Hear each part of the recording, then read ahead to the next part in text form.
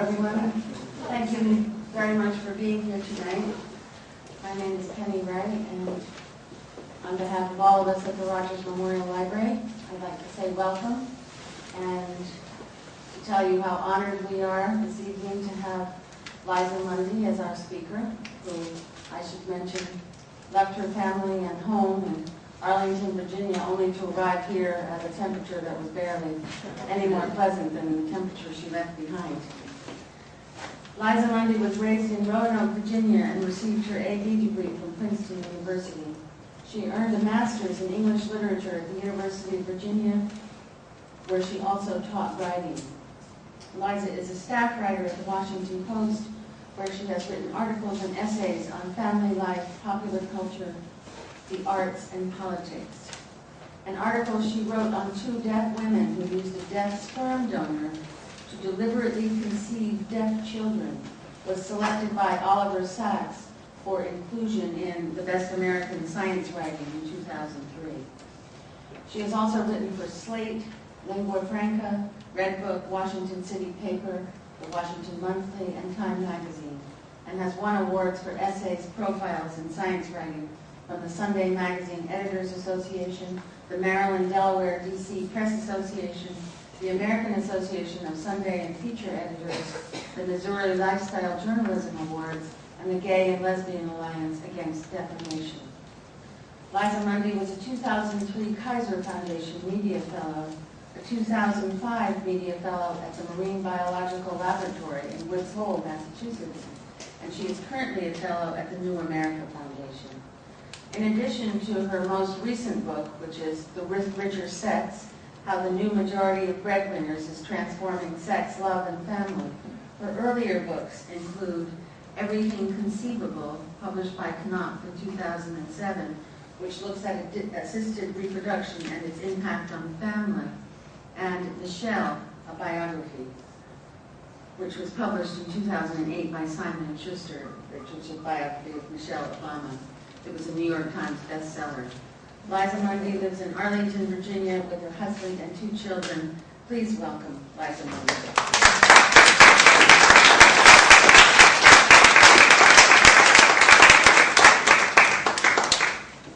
Thank you so much, Penny. I am so just delighted and honored to be here. And I have to say, it is actually, believe it or not, I checked my phone right before I came in. It is 13 degrees cooler here than it is in the D.C. area. I did not tell my family that when I talked to them this evening to see how they were. And I can really see it when I drive around. Your hydrangeas look much better than my hydrangeas do. And it's such a beautiful area. Penny gave me a little bit of a tour this afternoon, and I can see why I'm sure you all love being here, and I really love being here. And I'm also very grateful to her for inviting me to speak, and to the Rogers Memorial Library for holding this speaking series. I mean, authors appreciate this really more than we can say, and particularly in these kind of unsettling times. I was taking the train up from DC to New York a couple of months ago, and I finished my book on the train, and I figured, well, that's no big deal. I'll just, when I get to my hotel, I'll go out to the bookstore and get a book, and that'll be fine. And in fact, I was staying in Midtown Manhattan, and I walked around and I couldn't find a bookstore. So these are scary times, and I'm so grateful to this library and other libraries for keeping books alive and keeping communities of readers alive. And it sounds a little melodramatic to say it's starting to feel like the monasteries in the Dark Ages, but it is just very nice to be in a place where people are reading books and loving books, and so I'm very grateful to be here. This is actually, along with the reporting of my books, this is the part that I really enjoy. I really enjoy getting out and talking, and I enjoy very much the Q&A sessions, so I hope we'll have time for that. I'm sure we'll have time for that. And it's always interesting to hear the questions that are asked. When my book came out, I was doing a lot of radio interviews, and I was doing a live, I think, morning drive radio interview on a conservative station somewhere in the Midwest, and so I was fielding questions and not really knowing it. This woman, she came on and she said, okay, she said, here's what I want to know. She said, what is going on with J-Lo and that backup singer? I was sitting, home probably in my pajamas or something. And I was thinking, when you're writing a book there, you try to pay attention to politics and what's going on. You're sort of dialed out of a lot of things. And like the romantic life of Jennifer Lopez was definitely something I had dialed out of. And so it's a live show.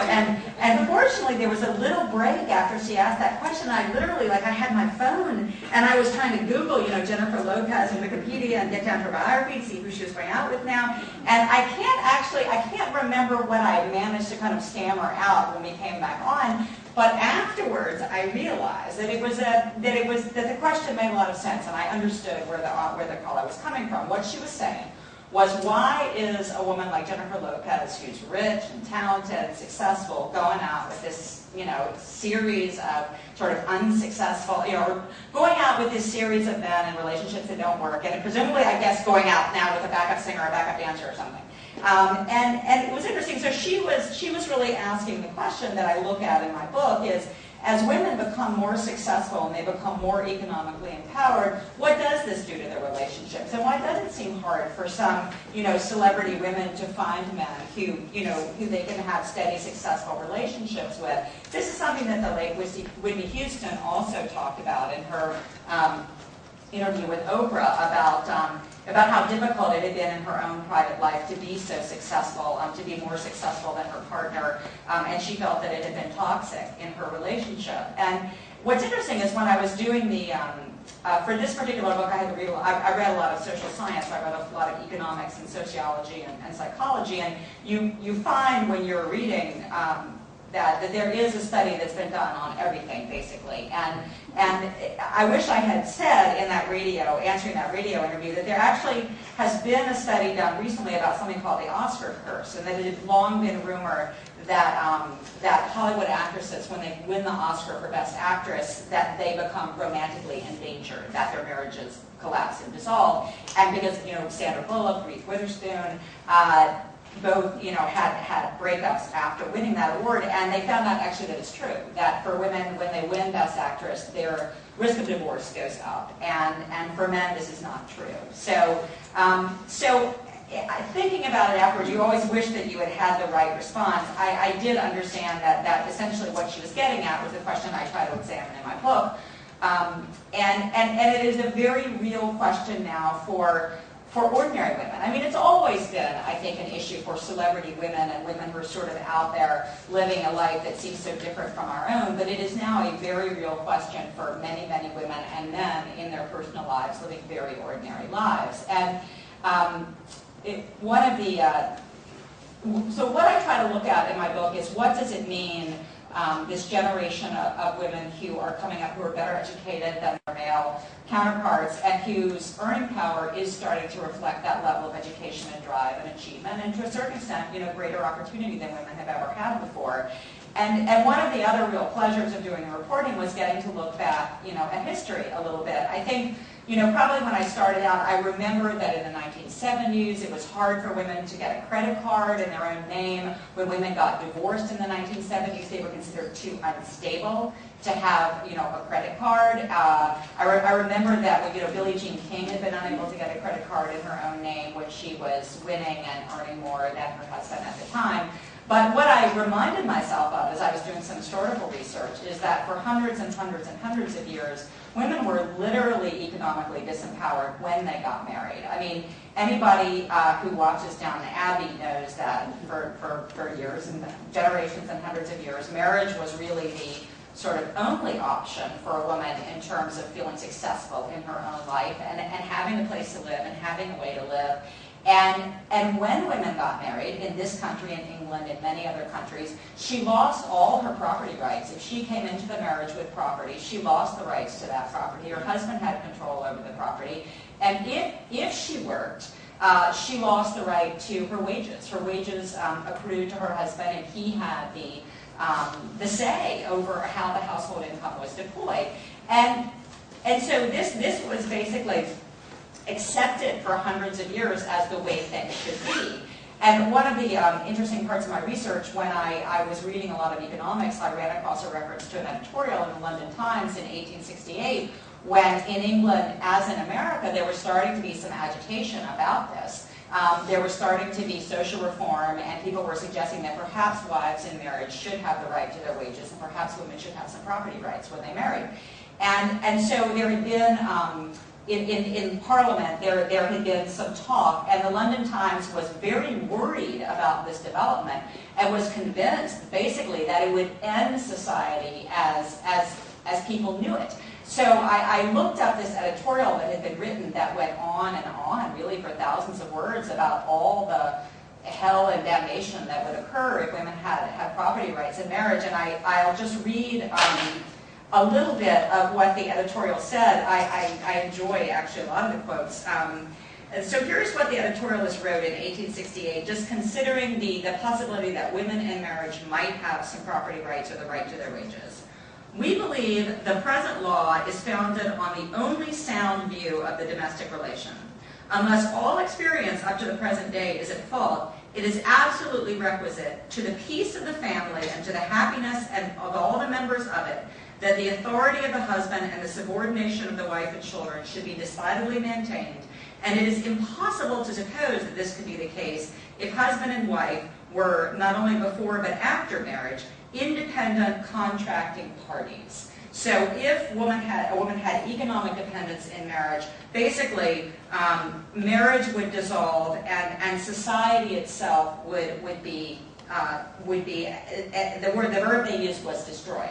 And they went on to talk about why property is the way in which authority in the house is maintained. And they wrote, the possession of property is the practical instrument by which moral superiority is asserted.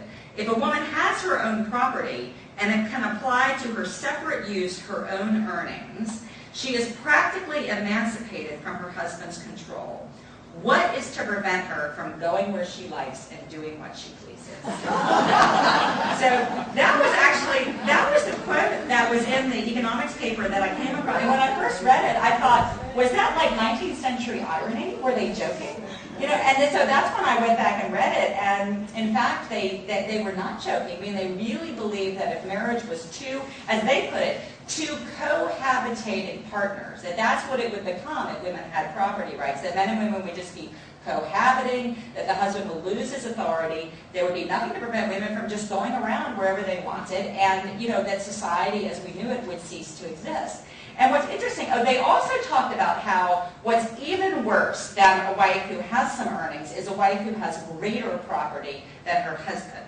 So that is when women really become unpleasant, is when they have more money than their husband does or more income. And they talked about sort of this loophole that existed back then. If a woman came into marriage with a lot of property from her family, in order to prevent it from being just completely squandered by her husband, it could be sort of wrapped up in like an entailment or something so that she might not have control over it, but he couldn't get to it to the point of just squandering the wealth. And so one of the things they talked about is, so it would pass to some trustees, and the paper also talked about, because they really went at great length to sketch out why this was all so undesirable, that if she was given a parcel from her family that was greater than her husband's parcel, that this was also very problematic. Because they wrote, whenever the property of the wife is superior, she is too apt to set herself up as the benefactor, and either to make a parade of her bounty toward the man she is married to, or to complain that he is living upon her.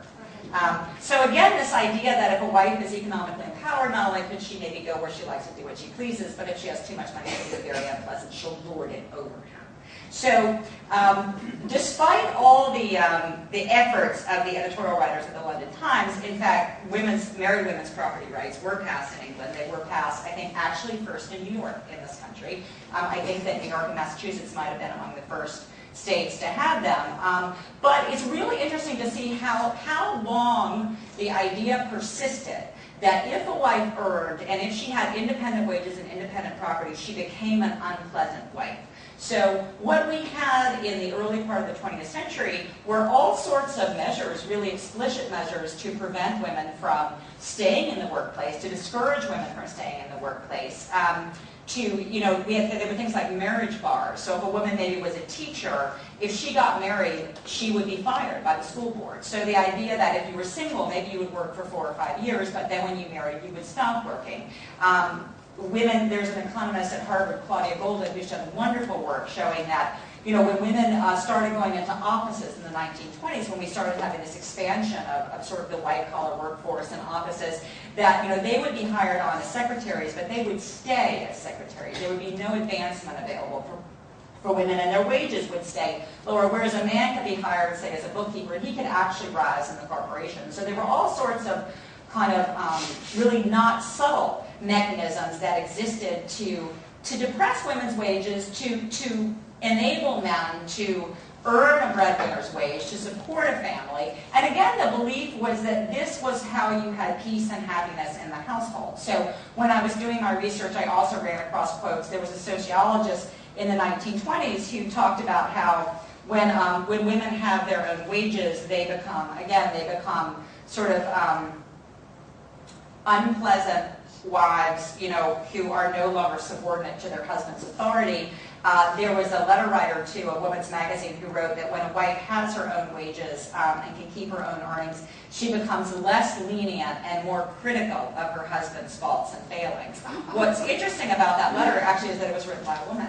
So the idea really persisted that problems were going to arise if women had economic power in their marriage or economic dominance in their marriage. So if you fast forward now to where we are now, it's really a radical change from the 1920s and the 1930s and the 1960s. We're at a place now where, I don't know, if you could maybe just in your head try to guess the percentage of working wives who actually out-earn their husbands. I can tell you, according to the Bureau of Labor Statistics, which actually tracks this for some reason, it's now almost 40%. Almost 40% of working wives out-earn their husbands. They've been tracking it for some reason since the late 1980s when it was in the low 20%. So it has steadily risen in the past, more than 20 years. And actually, what's interesting, there was a spike up during the recession because we know that the recession was harder on men's jobs than it was on women. So there was a spike up in about 2009. But there was an acceleration before that at about 2000, 2001 when it really started rising by almost a percentage point every year. So if you would just plot that out, if it continued to rise as it's been rising since 1987, then by about 2030 the line would go over 50%, and you would have a majority of working wives, and most women in their prime working ages are working wives. Most wives are working. Not all, but most. It would rise over 50 and you would have a majority. And at the same time, you do have women. I mean, what was interesting about the London Times is they were talking about something that economists now call the independence effect, which basically does say that if a woman can afford not to enter an unhappy marriage, or if she can afford to not stay in an unhappy marriage, she will leave it. She will choose to go where she likes and do what she pleases. So we also have a situation now where 40% of babies are being born to single mothers.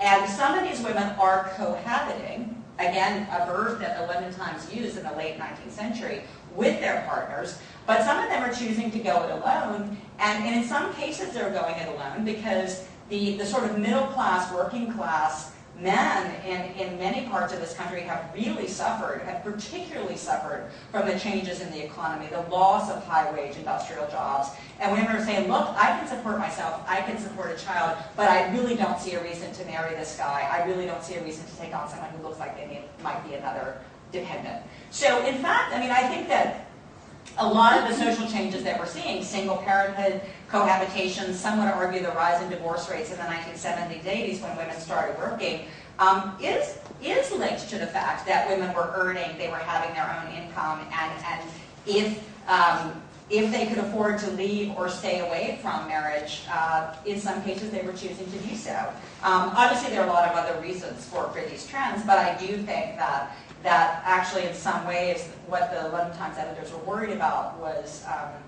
predicted in some ways, although in my book I try to take a much more optimistic approach. I did a lot of interviews with a lot of different individuals who are living these changes, and I really did come to believe that for women in particular, economic power in a relationship is better than the opposite.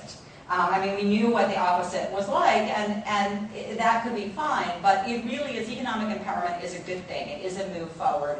And I think, for men, there are many more options now than there used to be in terms of how you're going to live your life. And when we know that men want to spend more time with their children than they were able to do in the 1950s and 60s, and men are doing that. And so I think young men are looking at life differently. They're more willing, actually, to partner with a woman who might be the primary earner. And I think that that can work out very well for both genders, and that's an argument that I make in my book.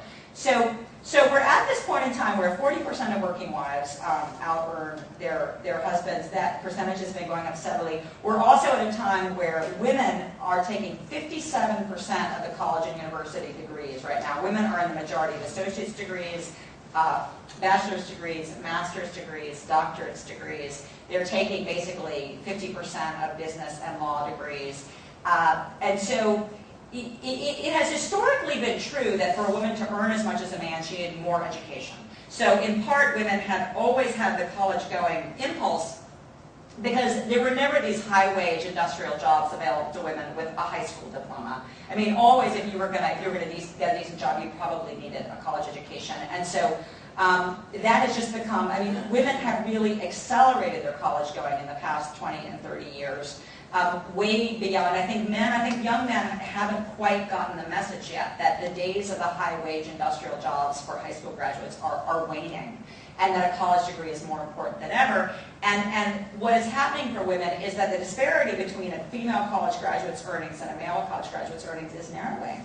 And what has been shown now is that for single childless women under 30 in most American cities now, not just big cities, but most cities, the women are out-earning the men. So you've got a bunch of young professional women, or just young women in American cities now, who are out-earning their male peer group and who are better educated than their male peer group. And this is really interesting to me, and it's one of the reasons that I wanted to write this book. I had been sort of noticing these numbers for a while, because when I was at Princeton in the 1980s, I think the ratio was still 3-to-1 male to female. And when we sat around our dorm rooms, me and my roommates, we were thinking, how can we possibly have careers and families? How could it ever work for us? Yeah, we didn't really have a model, and we couldn't envision how things were going to work out in terms of work and family. And what's interesting is when young women now sit around their dorm rooms, one of the things they talk about is, would I marry a guy who didn't go to college? Because I interviewed a lot of women in their 20s, and this is what I would put to them. Because now there's this pool of women in their 20s who went to college, and it's a larger pool than the pool of men who went to college. So there's a generation of young women who outnumber similarly degreed men, and it is a live question. When I would ask them this, they would say, I was just talking about this with some friends over dinner. Would I marry a guy who didn't go to college? Would I date another guy who didn't go to college? And this is such a new question. This never would have occurred to us back in the 1980s to ask a question like that. I can say that many young women seem very skeptical of this. They have the idea that they would say the same language over and over again. I want to marry a guy who's on my level. And they had the idea that someone, in order to be on your level, has to have a degree that is the same as yours or more than you. But if a guy didn't go to college, then they think he won't be interesting to talk to. He's not trying to improve himself. I need someone who is always trying to improve himself. I need somebody who's always trying to be a better version of himself. So this is a real quandary and a very live question for young women today. And I think that's it's just going to be very interesting to see how this develops in the next 20 years. So one of the things that I try to do is just see how this is playing out for women of all different age groups and in all different walks of life. And so one of the things that I saw, I'll just talk about a few of what I think are the interesting developments. Among young women who are in these cities around the country and going out with guys, they're very worried. I think they've been, at the same time that they've been, exhorted by their parents, to achieve, and you can be anything you want to be, et cetera, and have done really well, they do worry. They've also heard this message, well, if you get too educated and you're too successful, you're going to be alone and lonely for the rest of your life. You're going to be single, nobody's going to want to go out with you. So I was really surprised by the number of women I interviewed who independently have come up with the strategy of lying when they go out. When they're going out to bars or on dates and meeting guys, they lie about what they do. And I ran into this over and over again. For example, I talked to a group of young lawyers in Texas who, and they actually felt like they had some reason. They were in San Antonio for the summer, having just graduated from law school, and they said they would go out and they would tell guys what they did, that they were lawyers, and they said the men would get very argumentative in the bars. They would say, listen, you don't want to have children, and you probably just want to talk about politics. And the guys are tired of having these arguments and intellectual conversations in bars that they decided one night that they were just going to say that they were cosmetologists. And so when they went out to the bar, she said, well, I do nails, and my friend does hair, and this is what she said. And she said, that just stopped the line of questioning. She said, we had such a good time. So, I thought this was an isolated incident, but it really wasn't. And I interviewed also in Texas, which I must say is a tough state for female breadwinners, a university vice president who, when she was on the dating market in her 40s, would go out, and she would do the same thing. And when she would meet men, they would ask her what she did, and she would say, well, I work at the university. And they would say, well, are you a professor? And she would say, no, I work in the admissions and registrar's office. Well, she was the dean of admissions. I mean, she was a senior university vice president and dean of admissions, and she would say, I work in the admissions office. So similarly, when I was giving a talk in Pittsburgh, and a young woman doctor came up, and she had also developed the same strategy. She said when she meets guys, if they ask her what she does, she'll say, well, I work at the hospital. And if they say, what do you do? She says, I'm taking care of patients. So she would encourage the idea that she's a nurse and not a doctor. And this is a young woman in her 20s. And I have to say, I was surprised to hear this, and I was surprised that it's common. I also interviewed a group of young women in Atlanta, because Atlanta is #1 among American cities for young women out or young men. And I found that the women had also developed sort of strategies, even when they were dating somebody, to kind of minimize the fact that they were paying a fair amount of energy into it. Like one woman said that she always carried a lot of 1s and 10s and 5s around so that she could discreetly pay for things without having it seem that she was paying. So she didn't want to she was worried, I guess, about bruising her boyfriend's ego. So she would try to basically pay invisibly, was what she was trying to do. And another woman with the same group I was talking to would go out and restock her boyfriend's pantry. If she spent a couple of days there, she would go out and she would just secretly buy groceries for him.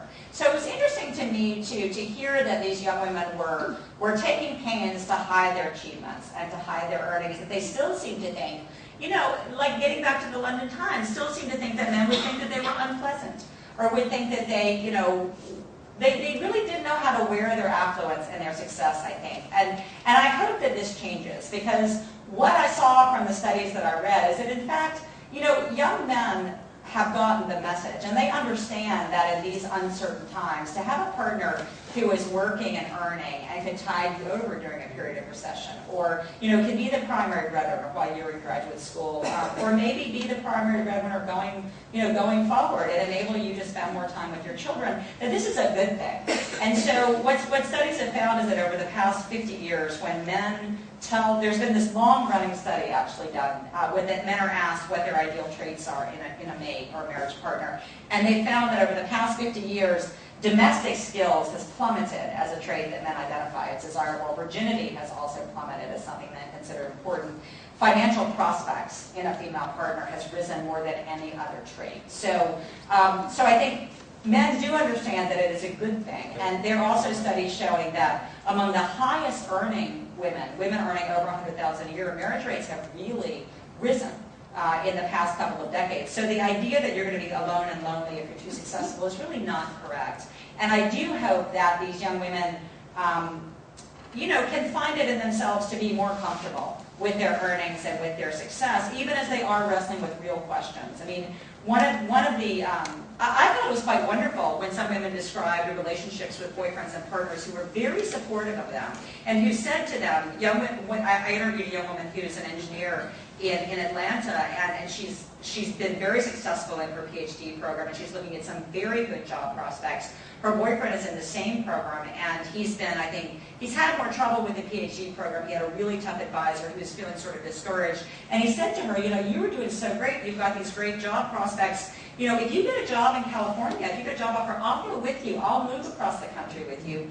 If I have to, you know, drop out of the PhD program for a while or pick it up on, you know, on the West Coast, I'll do that for you. And I think that this is so important for women, to have partners who are supportive, to have partners who will move for them. I mean, historically, and there are, you know, reasons for this, husbands have been less willing to move for working wives than wives have for husbands. And so it gives women less leverage in their workplace. They can't say to a boss, well, I'll leave. And take my excellence elsewhere, because the boss knows maybe that their family won't move for them. So to the extent that young men, or that men at all, are willing to move for their partners and willing to privilege their careers, is going to be a good thing for women if we want to close the pay gap, because there is still a pay gap between men's pay and women's. But there are a lot of factors in place that could change that. And what was interesting was when I was talking to this young woman about her supportive partner, she said, you know, getting boxed in as the primary earner sounds to me like a lot more work and a lot less play. So it wasn't that she was unwilling, but she was looking at a life in which she might be the primary earner with this great supportive guy. And she was thinking, my options actually could be closing off. You know, I want to have children. What if I want to work part-time? And I get identified, I get boxed in as the primary earner. You know, and I was thinking, well, welcome to the world that men have lived, really. I mean, getting boxed in as the primary earner is the world that men have lived for generations and generations. And actually, when you look back at the 1920s and 30s and before that, when so much emphasis was placed on the man's breadwinning, part of the reason was because it was believed that men would run off the rails if they didn't have the responsibility of a wife and family and children to support. So men have been boxed in for a long time. And so it will be interesting to me to see whether this generation of women kind of rises to the challenge, and whether they, you know, are grateful for supportive partners who will move for them and enable their careers. And so that was one sort of cohort that I thought was looking at the future and dealing with some really interesting and new questions.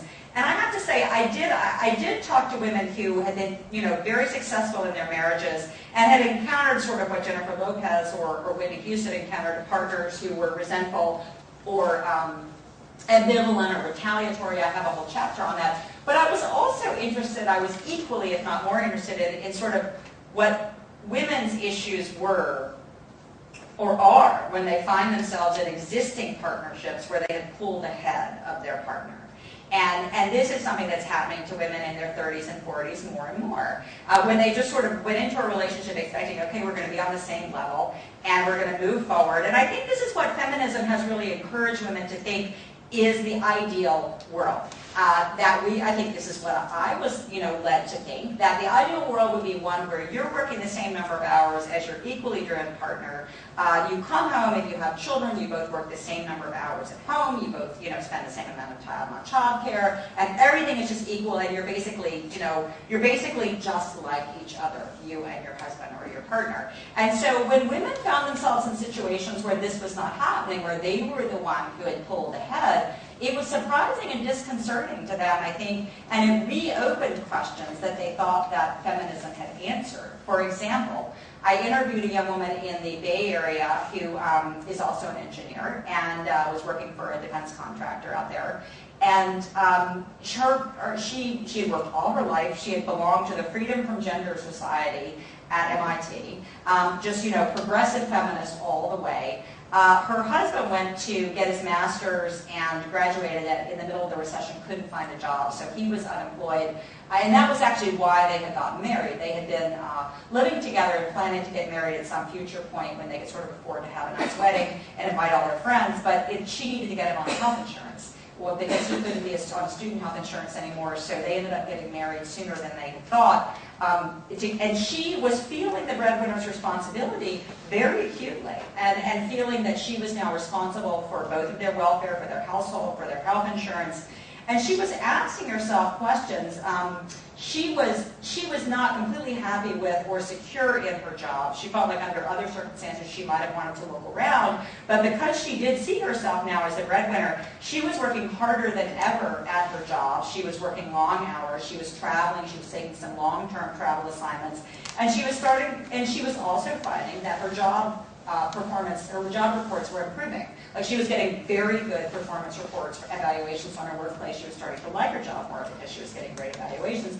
So she was responding to the same breadwinning pressure that I think men have responded to historically. I've got to support this household. I've got this guy who's dependent on me, so I'm going to work even harder. And lo and behold, she was doing even better at work. At the same time that she was starting to ask herself, you know, maybe my breadwinning should actually carry some privileges with it. You know, feminism has argued, I think, for a long time that breadwinning shouldn't carry any special privilege, that men shouldn't have any extra authority when they come home just because they're bringing in the paycheck. You know, that men shouldn't be able to get home at the end of the day and put their feet up. They should help and they should pitch in. So what she was finding was, at the end of the day, she kind of wanted to sit in a chair and put her feet up. And also, she was, when she would volunteer for these long-term travel assignments, she would ask herself, you know, do I need to call home and run it by him? And she started thinking, no, actually, I really don't. I'm the breadwinner, and if I got to take this 2-month assignment in New York City, I'll just volunteer for it. So she was starting to rethink the idea that her breadwinning involved responsibility. Now, her husband, God bless him, is the cook, and he was doing everything he could. He was to bring domestic skills to their I mean, I think people fundamentally understand, yes, you marry for love, you partner for love, but you still have to bring something to a relationship. And now who is bringing what is changing. So he said to me, he said, I have to prove that I'm still valuable. That was the adjective that he used. And so he was doing all the cooking, he was doing all the cleaning, he was taking care of their pets. They don't have children yet. But he was basically doing all of the housework. And he said, I feel like I have to do this. And even when he did find work, he was making less money than she was. He was making about 50% of what she was making. And she acknowledged to me, she said, I haven't upped my contributions at home. He's still doing the majority of the cooking and cleaning. And, maybe that's actually okay because I'm earning more than he is. So again, here's a woman who had belonged to the Freedom from Gender Society, and yet she was rethinking this question of entitlement. And do your earnings bring entitlement at home or do they not? And the other interesting thing that she said that actually is, studies have shown that this is true.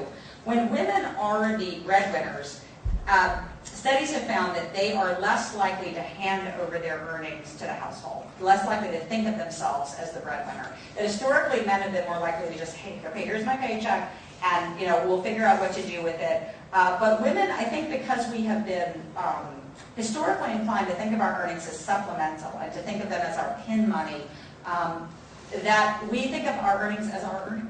And so she was still having trouble kind of surrendering control over her income, and she cited an example where her husband had taken their cat to the vet and he had okayed an expensive procedure, and it sort of bothered her. And she said, I felt like he just spent a lot of my money without asking me.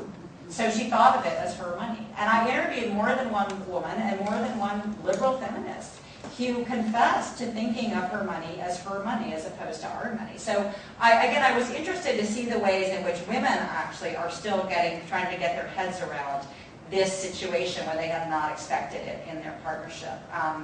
There were many other examples of women adjusting to this new state of affairs. I interviewed a number of women who had become their household breadwinners because their husbands had lost their jobs in the recession. I spent a lot of time in Michigan where a lot of men had been thrown out of work in 2007, 2008, and women had sustained the households. And again, I think this is a very good thing. I mean, during the Depression, one of the reasons it was so bad was because, women couldn't step up and support the households and step in. I was talking to economists about this because, even if a woman is to stay at home, she's probably, raising the children, she's probably worked at some point. She's probably got her foot in the door, or maybe she's working part-time. And I interviewed a lot of women who had ramped it up because their husbands had lost their jobs. Maybe they had been stay-at-home moms, but they had some work experience, and now they were supporting their households. So I interviewed one woman whose husband had been in charge of sales, like North American sales for his company for 20 years, and his company went under during the recession. And so he was at home with their boys. They had elementary school age boys, and she went back to work in social services. So she was working full time. She had been a stay-at-home mom. And what she was having to adjust to was the fact that she had been, now when she came home, the household was running, it was operating, and she felt like she was the sort of the outsider coming in. And she talked about the fact that during the course of that year, when her husband had been at home, sort of getting started as a consultant, but mostly taking care of their boys, that when the boys came home at the end of the year with all their artwork, that all the pictures were of them and their dad. And there were no pictures of her with her sons. And so she had literally gotten written out of the picture of their lives. And fortunately, she has a very good sense of humor, which always helps. And so it had become like a family joke that she had gotten dissed in the children's artwork. But at the same time that was a little bit disconcerting for her, it was very moving for her, and she actually teared up every time she talked about this, that her boys were finally going to spend so much time with their dad.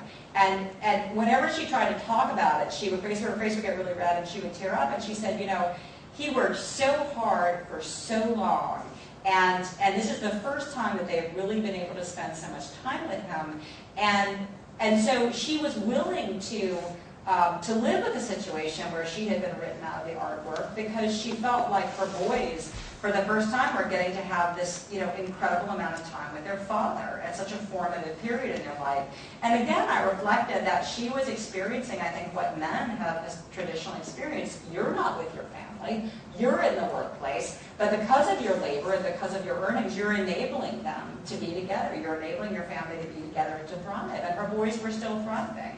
Not still, but they were thriving, they were all thriving. And I've actually checked in with her several times since then. It's interesting to see, I interviewed maybe 8 to 10 different households in Michigan, all of whom the men had lost their jobs, let's say in 2008. When I checked back with them, all the men had found work, which I was happy to hear. All of the women had stayed in the workforce. None of the women had gone back to being stay-at-home moms or even part-time workers. The women had all kept their part-time job, their full-time jobs, because everybody's finances were so depleted. And so it really did hit home to me that the recession, I think, has permanently recalibrated a lot of American households, and none of the couples that I interviewed have gone back to the life that they had been living before. So I do think that we're going to continue to see these numbers rise.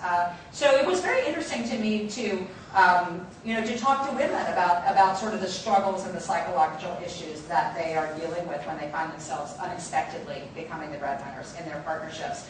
But as I said, I felt throughout that this is ultimately a good thing for many partnerships. And just to sort of give a final example of a family that I interviewed, to show kind of how profound the changes are and how they can be a good thing for men and women. I talked to a family, again in Michigan, of 6 adult siblings, and their dad, Gary Hawkins, who is still alive and a wonderful man, was the household breadwinner when they were growing up. He was an engineer for Ford. He supported 6 kids on Ford engineer's salary. He didn't graduate from college because you didn't need to at Ford in the 1960s and 70s. His wife, Marcelle, had 6 kids by the time she was 25. She stayed home to raise them. And in adulthood now, 5 of the 6 siblings are in female earner households. One of them is a single mom, a divorced single mom with teenagers. Another is a lesbian woman in a same-sex relationship where she and her partner both earn. And then 3 of the adult siblings are in heterosexual marriages, very functional, happy marriages with children, where the wife is the primary earner, and the men have all voluntarily decided to be either stay-at-home dads or secondary earners in their households.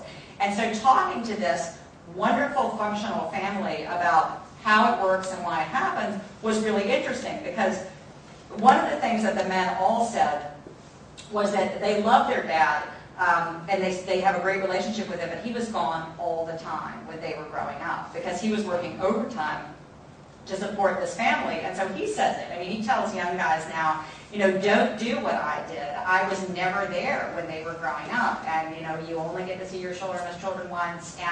And so they, although they loved their father and are bonded with him, they did not want to have that experience as fathers, the experience of never being there when your children were young and growing. So, and what's interesting, I mean, there's a lot of talk about, you know, how the workplace is so difficult for working mothers, and that's true. But all of these men, actually, when they started working, found themselves in workplaces that were very unforgiving for them as working fathers who wanted to spend more time with their children. So I think we shouldn't forget how hard it can be for men who want to work, but who also want to be active parents. And so one of the Hawkins siblings, Danny Hawkins, went to work in finance. He was married. He and his wife both went to University of Michigan. He went to work in finance, and he was expected to work an 80-hour work week. And he said, you know, I just can't. I just won't. I want to, you know, I want to be available for my children. I got to pick them up from daycare. And so they said, that's okay. You can go down to 40 hours a week as long as it takes you to find a new job. And so he did go down to 40 hours a week while he was job hunting, and it created so much unrest in the workplace that he actually had to end up leaving sooner. And what he found when they had two little children in daycare was that it made their life so much easier. You know, that's what his wife, she said, you know, suddenly, you know, if one of the kids got sick, we weren't both just pulling on our planner, you know, Danny could be home, and it was so much easier, and he found that he really liked being at home. And so what she said, we have never looked back. That was about 18 years ago. We thought it was going to be something we did for a couple of years. We have never looked back. And so this couple were so happy because the husband, Danny, is a very organized, very statistically oriented person, and he runs an incredible household. So he does all the cooking, he does all the shopping, he's very precise in his measurements, he never has leftovers, he has a color-coded appointment calendar for every family member, you know, and everything they're doing. He has a stair step for every family member to put the things on that need to go upstairs. And I can't remember if it's done alphabetically or by sort of age, but it's one of the two. So, and he is so, like, he has a laundry day. And as his own mother, Marcel, the mother of 6, said, I didn't have laundry day. He has laundry day. And he is so well organized that he tried one Halloween to do a statistical analysis of trick-or-treaters because he wanted to gauge how much candy they would need the following year. And so he and his wife ticked them off. But then he decided that there were too many unpredictable variables, so the weather. And so he abandoned that experiment. But that is sort of the gusto and the organization that he has put into running their household. They have 2 lovely daughters, and his wife, Susie, has been able to rise very high in the Henry Ford Health System as a vice president and executive because her husband has been so supportive of her career. And she's been able to, I mean, one hesitates to say have it all, but she has, you know, she has done really well in her workplace. She has a happy, functional family and a very loving husband because they realize at a certain point that it actually can be very hard when you're both sort of pushing ahead at the same level and you both expect to be sort of driving forward and working the same number of hours and coming in. But sometimes it really actually is easier when one spouse, you know, is the person putting more energy in the workplace and one spouse is the one running things at home. And the other 2 adult siblings have lived variations of that.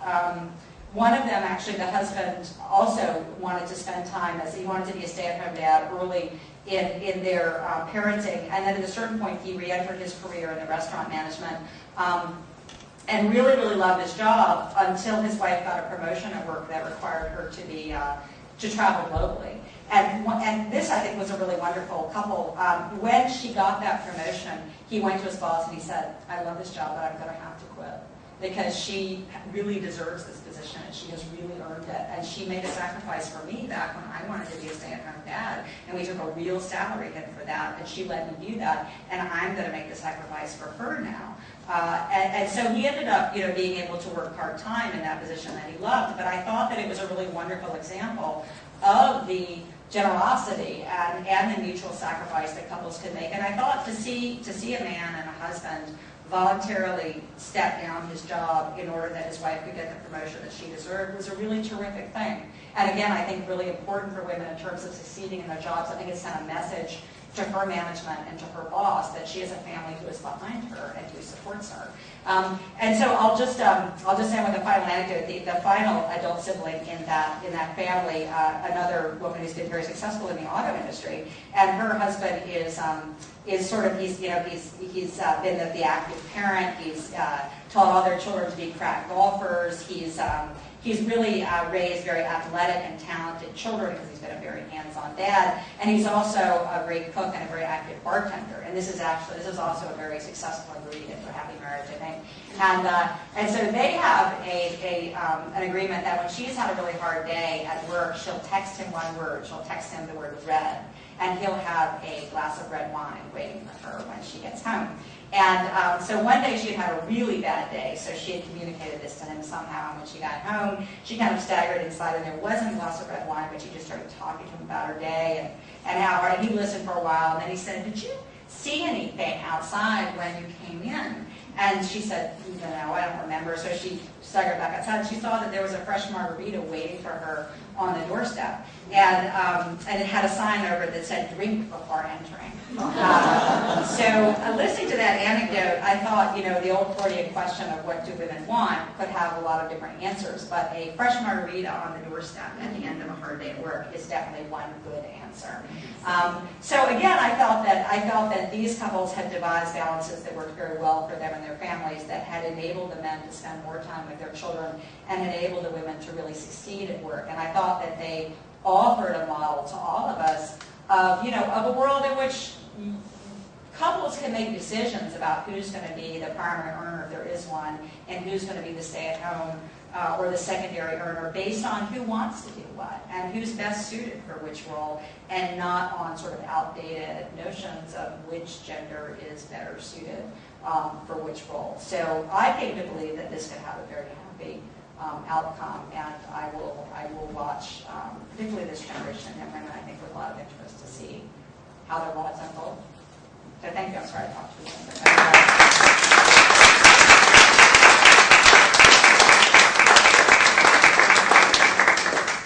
One thing, I guess this isn't going to fit into the most aggressive model, what you were talking about, but don't you think, or haven't you found, you haven't mentioned at all, that this could affect the way the woman views the man? And in some cases, I would think that some women would become turned off by the fact that the man is in charge of all of these domestic things right on time. Yes. And then he's doing that. And I guess I know personally some instances where the wife has viewed the husband in a different way and has kind of lost a little bit of attraction for the man. And you haven't mentioned that. And the other thing is, what about, this is going to sound maybe going back into time, but what about the woman who misses out on the moments with the child? The husband is there, but she's missing out on all those moment-to-moment things for a job or for more money and whatever. I think that can also have an effect on family life and on children. Maybe it's not modern thinking, but what's the effect on the family life? And is money all there is to make you happy? I don't know. I've read some articles recently on the cover of some of the, Time magazine, in the New York Times, blah, blah, about does money make you mean? How much money do you really need to make you happy?